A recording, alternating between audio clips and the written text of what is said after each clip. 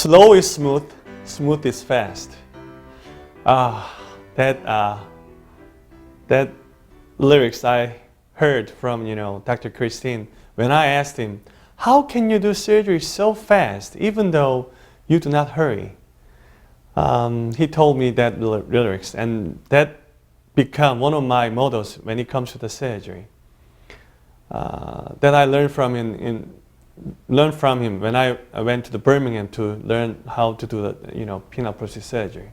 So when I went to his OR and his practice, I learned many things. But what struck me most is that he micromanaged his own team, who is dealing with the pre-op of the patient, or surgery, and the post-op of the patient. All through the courses, same dedicated, highly educated team.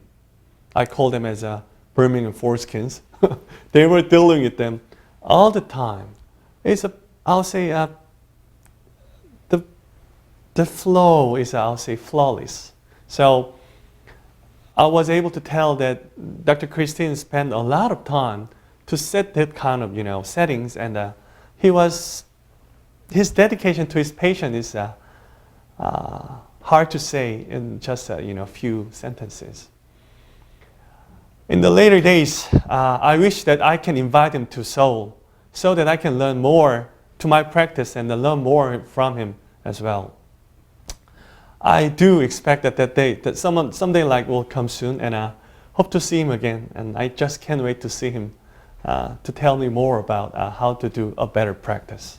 So after I went to and after I was able to train by him and his own team, I came back to the Seoul and to my practice, and I was trying to do the same thing as he do. Brian, you know that imitation is the best, sincerest form of flattery, right? So I want to do the good service to my patients, good serving to my patients, just like you do. Thank you for showing me that, Brian.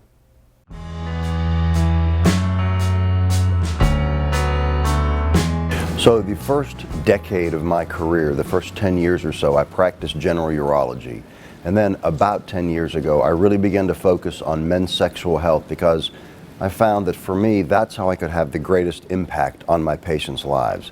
I could take men who were suffering from erectile dysfunction, whose relationships were suffering, and know that I could get them back to full sexual function. And that gave me a great gratification, and I think it really helps me believe that I really am making a difference in a man's life.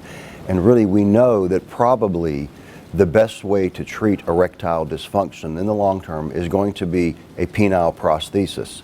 And a penile prosthesis, when done in the hands of an experienced, well-educated surgeon, is a low-risk procedure, and it provides tremendous patient satisfaction, and it's really the only treatment that gives a long-term permanent cure for erectile dysfunction. So for the patient and for me, it's tremendously satisfying. Erectile dysfunction is something that when a man has erectile dysfunction, not only is it a physical problem, an inability to attain an erection, but there's a deep emotional pain that a man suffers.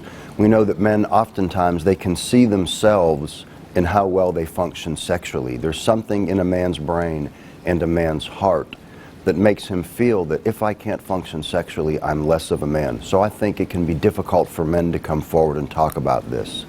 The job of someone like myself or someone like Dr. Park, who are true experts, is that we can help patients begin to express those things, begin to talk about them, begin to seek treatment, because only by seeking treatment can men be treated.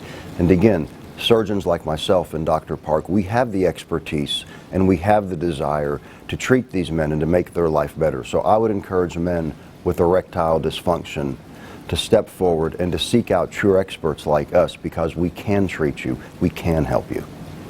There's no question that in medicine, and particularly something like penile prosthesis surgery and men's sexual health medicine, that learning never ends. There's always something new to be learned. There's always a new technique or a way to refine your technique that as a surgeon we can learn and we can improve to give better care for our patients. And conferences like this are vitally important for that continued education. And at the same time, for surgeons like Dr. Park and myself, we like to be able to spread our knowledge and be able to give our insight to to other physicians, nurses who are trying to learn. So coming to a meeting like this really does a couple of things. It helps us be the best possible sexual health surgeons we can be, and it helps us train others. So one of my most memorable cases was a patient who came to see me, a man with erectile dysfunction who was getting married to a younger woman. He wasn't able to function sexually, and they deeply wanted that kind of relationship. The man is 92 years old. His younger wife-to-be was 88. It was a tremendously successful surgery. I continue to hear from that patient. He doesn't live in my city or my state. He came from out of state to see me. I continue to hear from that patient, and now his wife. Their sex life is tremendously fulfilling. And there they are, now at ages 93, 89, having a satisfying sex life. But it really brings home the fact that age really doesn't matter. What matters is the desire of a man to have full sexual function and to really have that part of his life, that part of his manhood restored. And to know that I can do that, or that Dr. Park has the ability to do that, is really satisfying. So for me, I think a really important part of providing high quality, excellent care to my patients is to have a well-trained and a well-motivated team. Because you and I are the center of that team as the surgeons, and we have to be highly trained and skilled, which you are. But I think to really provide the best treatment for the patient, we have to have a team of men and women who are devoted to excellence in care at every phase of the treatment, at every step of the treatment. And really, I know that I'm better, that my patient care delivery is better with my team on board and with them highly trained and motivated. So I think it translates into better patient care. Why did I choose to have a fellowship? Because I am able to function and to take care of patients at a high level of skill and expertise because of those physicians, those surgeons who have trained me. Dr. Stephen Wilson, Dr. Dean Knoll, who are giants, legends in the field of prosthetic urology. They've given their time and effort to support me and to help me learn, as they've done for you.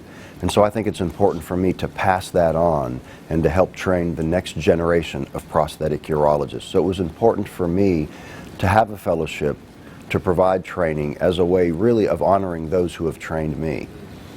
Dr. McCraw, who's my current fellow, sought me out because he wanted a practice, he wanted a fellowship that had a tremendously large surgical experience, that had a curriculum attached to it where he could learn to be the best prosthetic surgeon that his skills will give him to be.